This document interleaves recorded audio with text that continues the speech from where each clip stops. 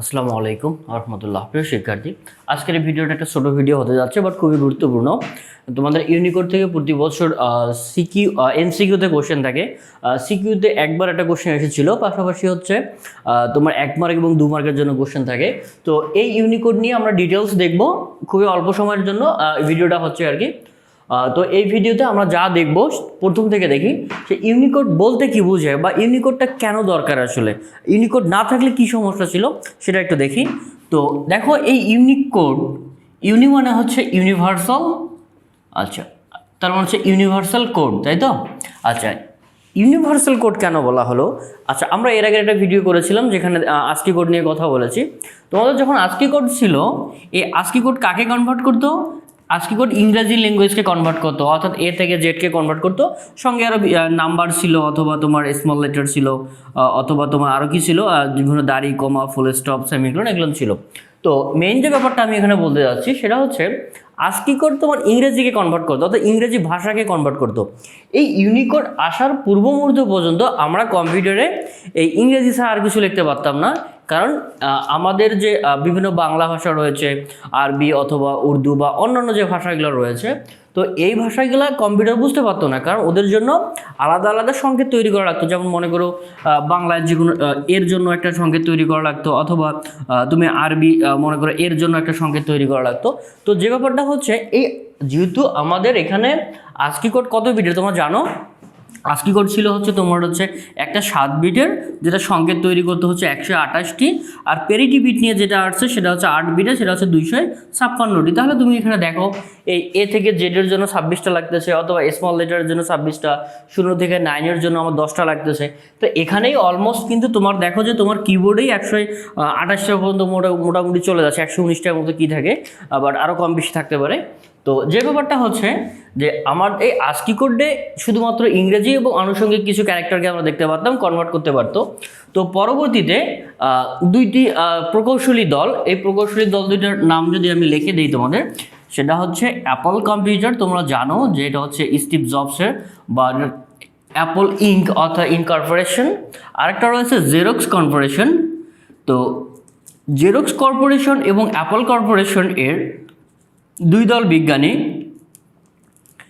Corporation, তো বিজ্ঞানী অথবা এটাকে আমরা বলি প্রকৌশলী বলাটাই বেটার, বা ইঞ্জিনিয়ার যেটাকে আমরা বলছি।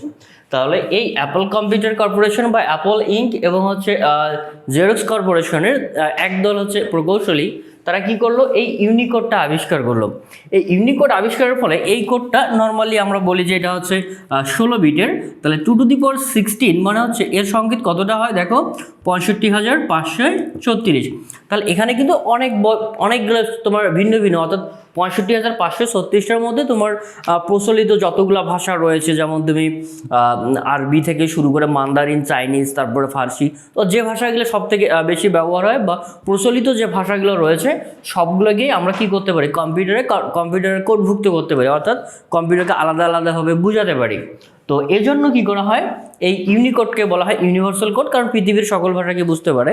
আর এখান থেকে তোমার একটা কোশ্চেন পরীক্ষায় প্রায় সময় দেখবা ঘুরে ফিরে আসে, যেমন বলা থাকে যে তোমার হচ্ছে বাংলা ভাষা কম্পিউটারে কোন কোডভুক্ত, তারপর আরেকবার আসছিল সম্ভবত আরবি ভাষা কম্পিউটারে কোন কোডভুক্ত, অথবা কোন কোডের মাধ্যমে বা কোন কোডের কারণে কম্পিউটার বাংলা ভাষা বুঝতে পারে। তার মানে যেহেতু আমি বললাম পৃথিবীর সকল ভাষাকে কম্পিউটার বুঝতে পারে এই ইউনিকোডের এই যে 65,536টা সংকেতের মধ্য দিয়ে, তাহলে আমরা সবগুলো কোশ্চেনের অ্যান্সার হবে কি ইউনিকোড। আর একটা কোশ্চেন তোমার ডাইরেক্ট থাকে, ইউনিকোড কত বিটের? আমরা দেখলাম 16 বিটের। আর তুমি যদি কোনো কিছুর বিট জানো তাহলে তুমি সহজেই সংকেতটা বের করতে পারবা, অর্থাৎ 2-র উপর নাম্বার অফ বিট দিয়ে দিবা, দিয়ে ক্যালকুলেটর চাপলেই তখন কিন্তু এই সংখ্যাটা বের হয়ে আসবে।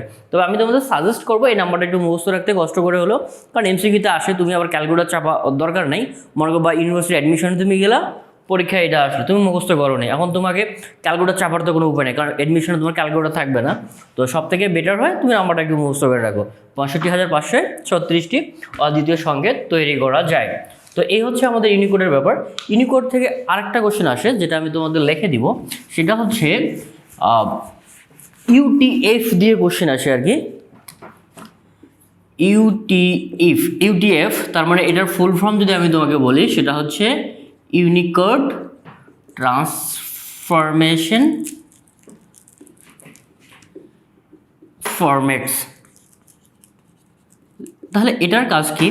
আচ্ছা, মনে করো তুমি এখন তুমি কম্পিউটারে কী ব্যবহার করো, তুমি যখন হোয়াটসঅ্যাপ মেসেঞ্জার ইউজ করো অথবা তুমি যদি কখন চ্যাটিং করো যে কোনো প্ল্যাটফর্মে হোক, তুমি মনে করো ইমোজি ইউজ করো বা ইমোটিকন ইউজ করো, তারপরে তুমি আরও জিপ ইমেজ ইউজ করতে পারো, জিপ না ইমোটিকনের কথা যদি আমি বলি। তারপরে আবার দেখো কিছু কিছু ওয়েবসাইট দেখবা তোমার বাংলায় লেখা আছে, কিছু ওয়েবসাইট আছে আরবিতে অথবা কিছু আছে ফার্সি ভাষায়।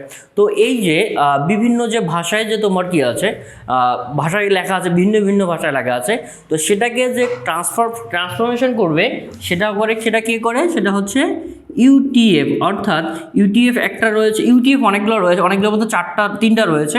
একটা হচ্ছে ইউটিএফ 8, আরেকটা হচ্ছে ইউটিএফ 16, আরেকটা হচ্ছে ইউটিএফ, এটা হচ্ছে 32। তাহলে এই যে ইউনিকোড ট্রান্সফরমেশন সিস্টেম সেটা হচ্ছে 8।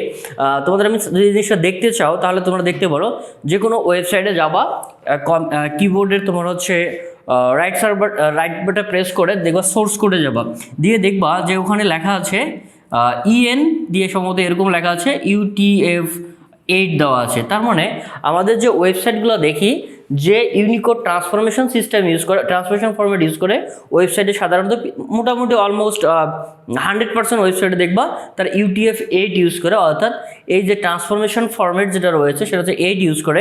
আমরা যে বিভিন্ন ভাষার যে কনভার্ট করি, অর্থাৎ বেসিক মাল্টিলিঙ্গুয়াল ফরম্যাটসের জন্য বা ট্রান্সফরমেশনের জন্য ইউটিএফ 16 ইউজ করা হয়। এটা সাধারণত তোমার উইন্ডোজ অপারেটিং সিস্টেম বা উইন্ডোজ সিস্টেমের ক্ষেত্রে, তোমার ওয়ার্ড প্রসেসিংয়ের ক্ষেত্রে সাধারণত ইউটিএফ 32 ইউজ করা হয়, অথবা জাভা প্রোগ্রামিং ল্যাঙ্গুয়েজের ক্ষেত্রেও এটা ব্যবহার করা হয়। বাট এটা খুব একটা জনপ্রিয় না, অর্থাৎ ইউটিএফ 32টা ওইভাবে ব্যবহার হয় না যতটা তোমার হচ্ছে 16 অথবা 8 ইউজ করা হয় আর কি। তো এখন আমি যদি ব্যাপারটাকে পুরোটা একটা আরেকটা বিষয় তোমাদের বলে রাখি, এই যে ইউটিএফ 8 আছে না, তাহলে এখান থেকে সংকেত তৈরি করা যায় কতটা বলো দেখি। সংকেত তৈরি করা যায় হচ্ছে 2^8 মানে হচ্ছে 256D। আচ্ছা, এই যে 256টা যে রয়েছে, 2^8 মানে 256, এবং আস্কি কোড যেটা আমরা 8 বিটের জানি 2^8, এটা কতটা সংকেত তৈরি করে 256টা। তাহলে এর যে 200 অর্থাৎ ইউটিএফের যে ইউটিএফ 8 যে 256টা সংকেত তৈরি করে, আর ইউনিকোডের যে 256টা সংকেত রয়েছে সেটা একদম একই আর কি, অর্থাৎ সেম ব্যাপার। তো এখান থেকে তোমার একটা কোশ্চেন পরীক্ষা আসে যে ইউনিকোড আস্কি কোডের সঙ্গে কেন সামঞ্জস্যপূর্ণ, অথবা আস্কি কোড ইউনিকোডের সাথে সামঞ্জস্যপূর্ণ কেন। এর কারণ হচ্ছে এটা, এই যে ইউনিকোডের 256টা সংকেত আস্কি কোডের 256টা সংকেতের অনুরূপ, এর জন্য অর্থাৎ এই কোড আর এই কোড অলমোস্ট সেম। তাহলে আমরা বলতে পারি কি যে ইউনিকোডের প্রথম 256টি সংকেত যেহেতু আস্কি কোডের 256টি সংকেতের অনুরূপ, এজন্য ইউনিকোডকে আস্কি কোডের কম্পিটেবল বা সামঞ্জস্যপূর্ণ বলা হয়। এই কোশ্চেনটা তোমাদের অলরেডি পরীক্ষা আসছিল, এটা সম্ভবত 2 মার্কের জন্য পরীক্ষা থাকে তোমাদের, এবং আসছিল 2 মার্কের জন্য আর কি। তো এখন তোমরা অবশ্যই এটা একটু দেখে নিবা। তাহলে আমি যদি ব্যাপারটাকে আরেকবার তোমার ওভারভিউ আলোচনা করি, সেটা হচ্ছে এরকম, ইউনিকোডের পুনরূপ হচ্ছে ইউনিভার্সাল কোড। এটা কী করা হয়, পৃথিবীর সকল ভাষাকে কম্পিউটারে কোডভুক্ত করা যায়। তার মানে যে কোনো ভাষায় কম্পিউটার বুঝতে পারে ইউনিকোডের মাধ্যমে। কে তৈরি করে? একটা হচ্ছে অ্যাপল ইঙ্ক বা অ্যাপল কম্পিউটার কর্পোরেশনও বলতে পারো, আর একটা হচ্ছে কি জেরক্স কর্পোরেশন। এই এদের একদল বিজ্ঞানী বা একদল প্রকৌশলী বলাটা বেটার, প্রকৌশলী ইউনিকোডটা আবিষ্কার করেন। তারপর কে আছে? তারপর বললাম ইউনিকোড হচ্ছে কত বিটের? 16 বিটের। সংকেত তৈরি করে কটা? 65,536টি।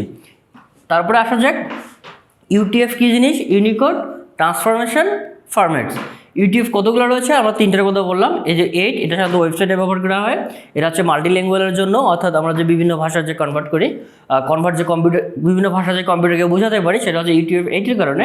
তারপরে কত রয়েছে? ইউটিএফ 32, এটা সাধারণত বিভিন্ন অপারেটিং সিস্টেমে আমরা ব্যবহার করি, অথবা প্রোগ্রামিং ল্যাঙ্গুয়েজ, যেটা খুব অল্প পরিমাণে ব্যবহার হচ্ছে, এটা খুব একটা ব্যবহার হয় না, এবং এটা মধ্যে প্রচুর পরিমাণে স্পেস নেয়, এটা একটা সমস্যা আর কি। তো এই রয়েছে তোমার ইউনিকোড। তো প্রতি বছর যে কোশ্চেনগুলো আসে এর মধ্যে আসে, এর বাইরে আসলে কোশ্চেন হওয়ার চান্স তুলনামূলকভাবে কম। সুতরাং এটা একটু ভালোভাবে প্র্যাকটিস করবা।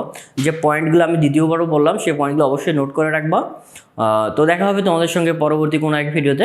সেই পর্যন্ত ভালো থেকো, সুস্থ থেকো। আসসালামু আলাইকুম ওয়া রাহমাতুল্লাহ।